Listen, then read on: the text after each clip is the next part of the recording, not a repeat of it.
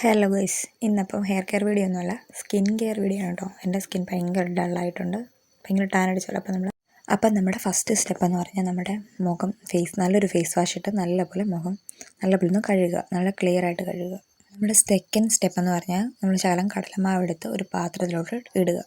അത് കഴിഞ്ഞ് ശകലം മഞ്ഞൾപ്പൊടി അതിനകത്തിൽ ആഡ് ചെയ്യുക. അത് കഴിഞ്ഞ് ശകലം തേനൂടെ ആഡ് ചെയ്യുക.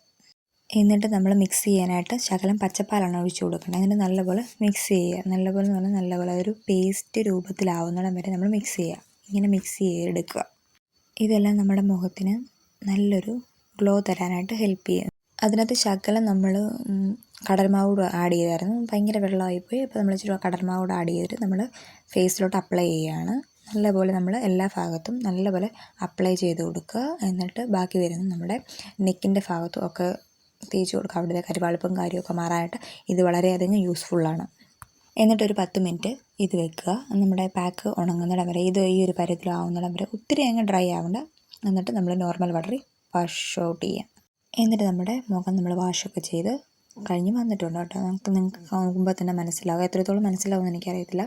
നല്ലൊരു ഗ്ലോ മുഖത്തിന് വന്നിട്ടുണ്ട്. എന്നിട്ട് നമ്മൾ ഒരു മോയ്സ്ചറൈസർ അപ്ലൈ ചെയ്യണം. നല്ലൊരു മോയ്സ്ചറൈസറാണ് ഇത്. ഞാൻ പോൺസിൻ്റെ മോയ്സ്ചറൈസറാണ് അപ്ലൈ ചെയ്യുന്നത്.